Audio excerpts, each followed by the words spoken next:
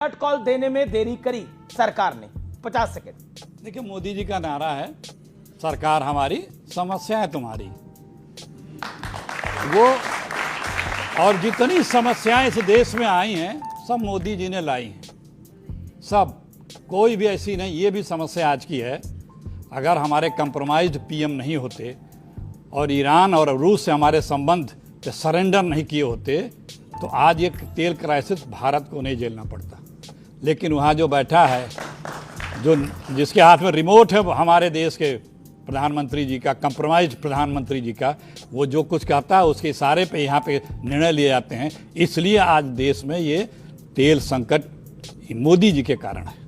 मोदी जी के कारण है। मैं रुक करता हूं अब राजकुमार भाटी जी का। राजकुमार भाटी जी, आपसे पूछता हूं, क्या आपको लगता है ये संकट की वजह नरेंद्र मोदी है या फिर ईरान और अमेरिका और इजराइल का युद्ध है?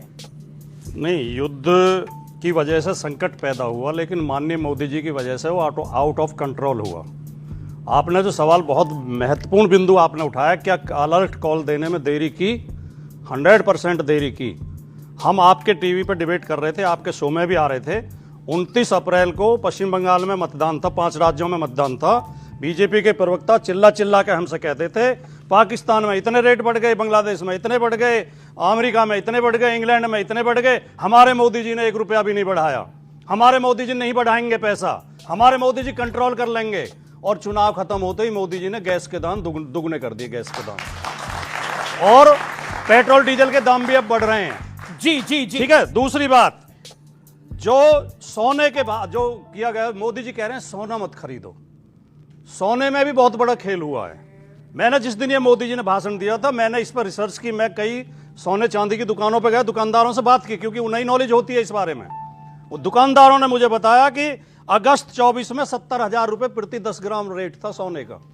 उसे सेबी ने बढ़ा के सुनियोजित तरीके से जनवरी 26 तक 2 लाख पर रेट पहुंच गए, 2 लाख, और अब फिर डाउन कर दिया, अब 160 पे है लगभग। सेबी स्टॉक मार्केट्स का रेगुलेटर है, सोने से उसका कोई लेना देना नहीं। सेबी का रोल होता है सोने के भाव तय करने में। नहीं, सेबी का कोई रोल नहीं होता सर। मैं क्योंकि इक्विटी मार्केट को समझता हूं, कमोडिटी मार्केट को समझता हूं, सोने के रेट ग्लोबली तय होते हैं, क्रूड के रेट ग्लोबली तय होते हैं, उसका सेबी से कोई लेना देना नहीं है। सेंट्रल कमोडिटी एक्सचेंज और सेबी दोनों का जो दुकानदारों ने मुझे बताया, हो सकता है कमोडिटी एक्सचेंज का ही रोल हो, सेंट्रल कमोडिटी एक्सचेंज और सेबी।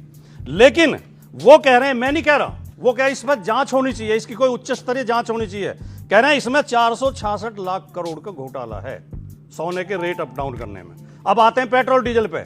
माननीय मोदी जी कह रहे हैं, मैं बस खत्म कर रहा हूं, माननीय मोदी जी कह रहे हैं पेट्रोल डीजल कम यूज करो, गाड़ी कार पूल करो, पब्लिक ट्रांसपोर्ट यूज करो।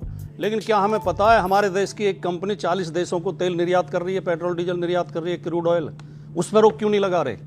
अपने पूंजीपति मित्रों को लाभ में कोई दिक्कत नहीं आने देंगे। आम आदमी सारे कष्ट उठाए, आम आदमी, और लेकिन पब्लिक ट्रांसपोर्ट हमारे पास है कहां? जी, लेकिन एक हार्ड फैक्ट है, जितने दुनिया में दाम बढ़े हैं उतने दाम भारत में नहीं बढ़े हैं, उसके 10 बढ़ेंगे, हमेशा बढ़ेंगे। अब ये तो आप उम्मीद है कि 2 बार और हो जाने दो, 2 बार हम तो उम्मीद करते हैं कि बेहतर होगा, आप उम्मीद करते हैं खराब होगा। अब ये अपनी सोच में फर्क है भाई। 2 बार और हो जाए, मैं उम्मीद करता हूं बेहतर होगा, आप उम्मीद कर रहे हैं खराब होगा, ये फर्क है। लेकिन 3 मिनट हो गए, 3 मिनट हो गए। नहीं, मैं आगे मौका दूंगा। अजय लोग अलर्ट कॉल करने में देरी करी, आप तो कह रहे थे दाम नहीं बढ़ेंगे, लेकिन दाम बढ़ गए। क्या कहेंगे अब? आप फंस गए, आप वो वाले आप नहीं, आप बीजेपी वाले आप।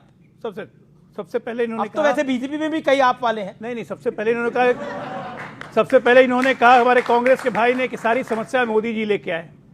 सब दिक्कत यह है कि समस्या जब देश पे आती है तो पूरा देश लगता है उसका समाधान खोजने, और एक ऐसी पार्टी है जो लगता है कि इस समस्या को बड़ी कैसे की जाए।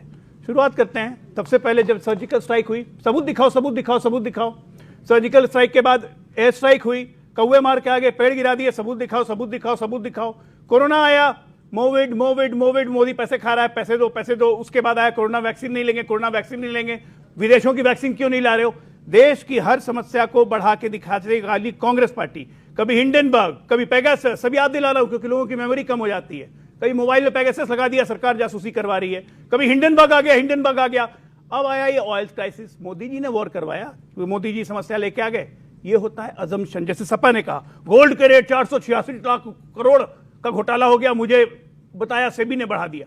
अरे बुलियन रेट कंट्रोल करता है जो कि ग्रेट ब्रिटेन में बैठता है, उसके हिसाब से गोल्ड और डायमंड्स के रेट तय होते हैं। इतना तो जाना कीजिए, बस अफवाह फैला देनी है। आपके व्यूअर है कम से कम 2-3 करोड़ टीवी पे एक बार में देखेंगे। कई गांव का लोग सोचेगा सही में 486 लाख करोड़ बढ़ गया, लेकिन सरकार भारत का रोल क्या है गोल्ड का रेट बढ़ाने में।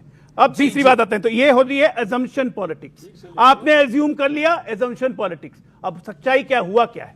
हुआ यह है कि भारत का जो पेट्रोलियम आता था, इस पेट्रोलियम की पूरी सप्लाई चेन अमेरिका, इजराइल और ईरान युद्ध ने बाधित कर दी। हमारा 20% तेल इसी रास्ते से आता था। एलपीजी अगर 100 की जरूरत है, 40 का उत्पादन हमारे घर में होता है, 60% हम बाहर से मंगवाते हैं। इस 60% का 90% कतर से आता था, जो कि फिर हॉर्मुज स्ट्रेट है। 45% ऑयल हमारा हॉर्मुज स्ट्रेट से आता था।